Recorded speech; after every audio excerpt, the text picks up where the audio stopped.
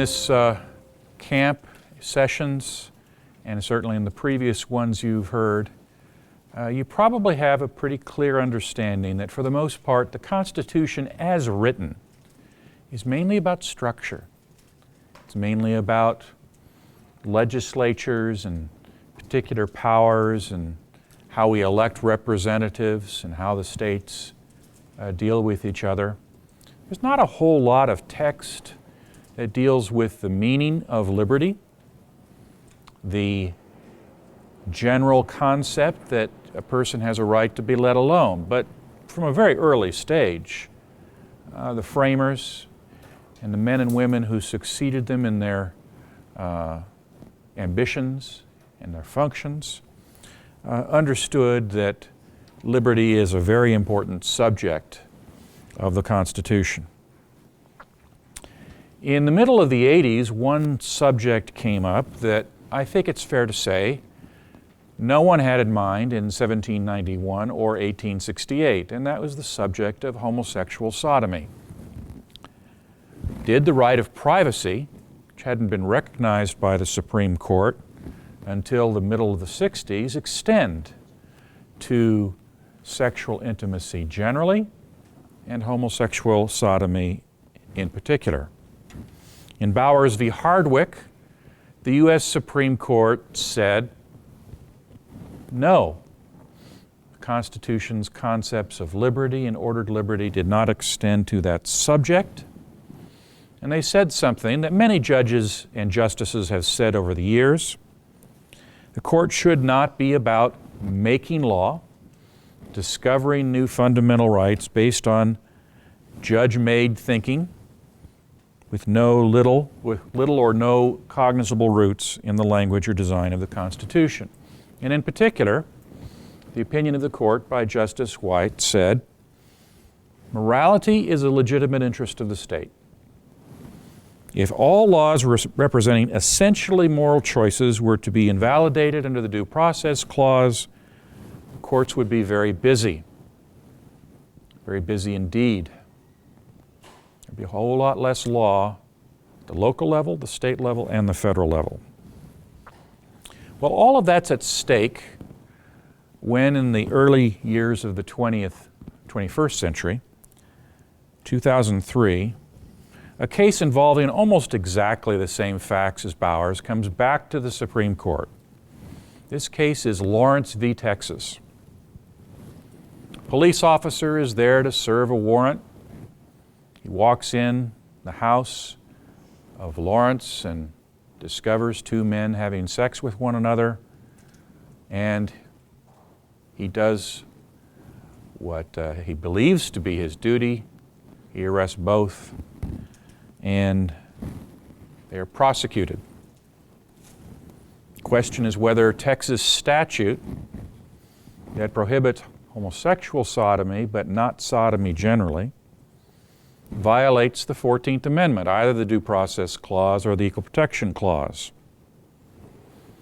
The case gets to the U.S. Supreme Court, and the question of the case is, we're going to overrule Bowers, or are we going to overrule Bowers on equal protection grounds? Are we going to overrule Bowers on the basis of the right of privacy? A huge quantity of briefs, lawyers' arguments are filed on the subject. And the Supreme Court renders a decision which, like Bowers before it, is a 5-4 decision, except this time the vote is 5-4 in favor of striking down the law as unconstitutional. Now, I'm not here to teach you detailed legal theory. There's a separate opinion by Justice O'Connor from the opinion of the court by Justice Kennedy. What happens is something that I'm afraid has become common on the current Supreme Court. I spent a few moments in past lectures bashing one justice with his own reputation. I suppose now I need to give equal time and dignity to Justice Kennedy and say, well, there are a lot of people who bash him as well, and those of us who tend to agree with some of the results he achieves, are very uncomfortable in doing so. I argued a case before the Supreme Court dealing with the juvenile death penalty. I'm eternally grateful to Anthony Kennedy for having resolved that issue finally and firmly in my favor and declaring the juvenile death penalty unconstitutional. But boy, I got to tell you, when I read the opinion, I'm very uncomfortable, because they can write a dissenting opinion, as Justice Scalia did, that mocks the opinion and makes it seem like it's all judicial activism. Judges making law rather than finding the law in the Constitution. And to some extent that's true in Lawrence v. Texas. The sentiment I'm expressing was expressed by Jed Rubenfeld this way: Lawrence should be celebrated by all who stand against the endless campaign to vilify and torment homosexuals. But in the main, the actual opinion is not satisfying as a matter of constitutional interpretation. And that's one of the hardest things for me to get across to my students. The test of a particular Supreme Court decision isn't necessarily whether you like the result and the bottom line. It's how well the result is explained so that the opinion will continue to have respect and influence in subsequent opinions. Justice Kennedy likes to write in expansive words. The word expansive is a euphemism that carries with it really criticism from all around the legal community, from left and right, from lawyers and judges, from practitioners and scholars. Expansive means general, open-ended, ambiguous, difficult to explain, and difficult to understand.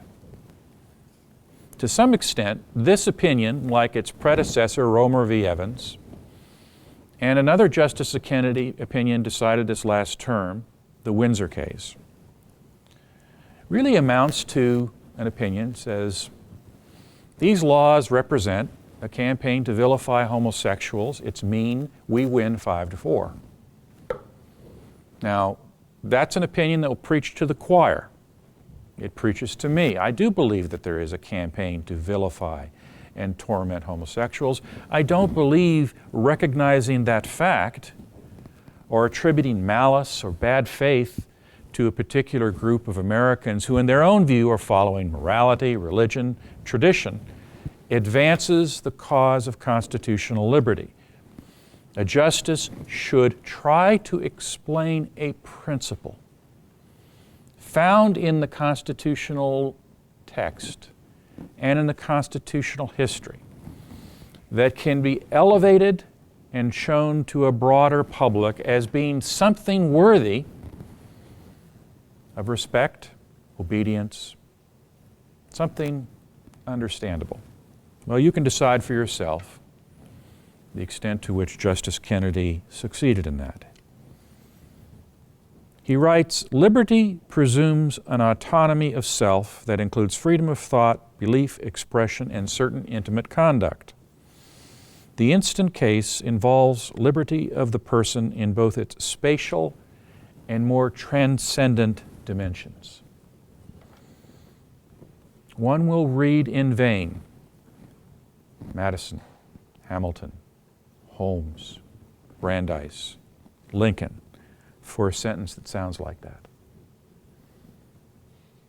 What does it mean as a matter of law? He addresses the issue of morality and says long-standing moral traditions and deep convictions do not answer the question before us. You've got to pause at that moment and wonder, what's he thinking? What's he citing? If long-standing moral traditions and deep convictions of a society don't count, if they are to be brushed away, the Supreme Court's power of judicial review needs to be re-explained. It needs to be reconstructed. And I think you can make a decent argument that interpretations that rest on 5-4 decisions to brush aside long-standing traditions ought to be taken with a grain of salt or even a big salt lick.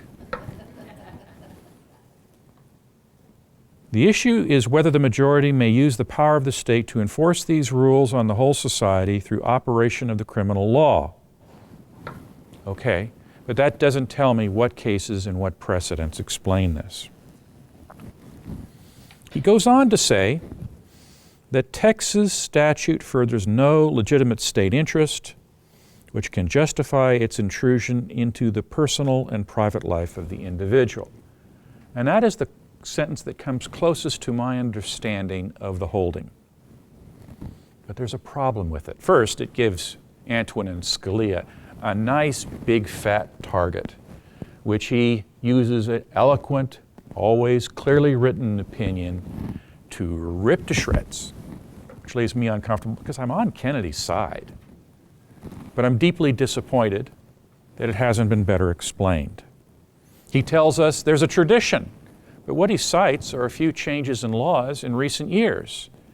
And he provides evidence that barely constitutes proof of a fad, much less a tradition that governs the interpretation of the Constitution.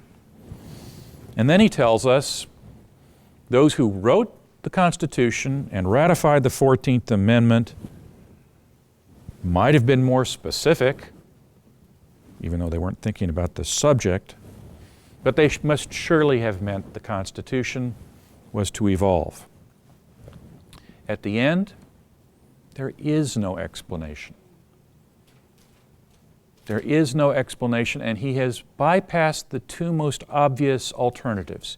He doesn't tell us that this subject involving sexual intimacy and privacy is a special subject, and like race discrimination, it needs to be elevated into a category where the state must provide a special justification.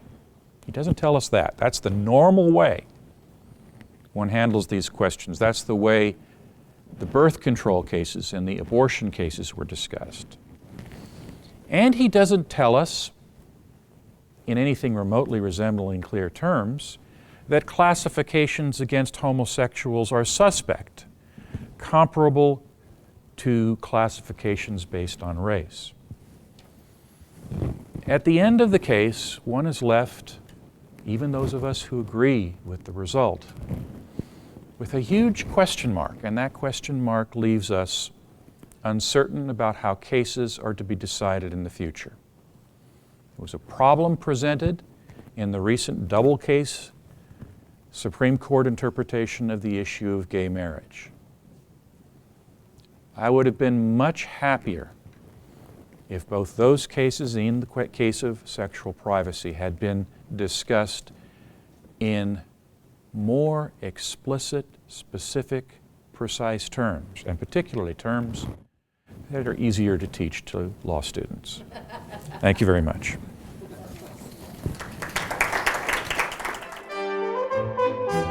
Freedom 101 is made possible by generous support from the University of Oklahoma Alumni Association. Freedom 101 is a program of the Institute for the American Constitutional Heritage at the University of Oklahoma. For more videos and podcasts, visit freedom.ou.edu.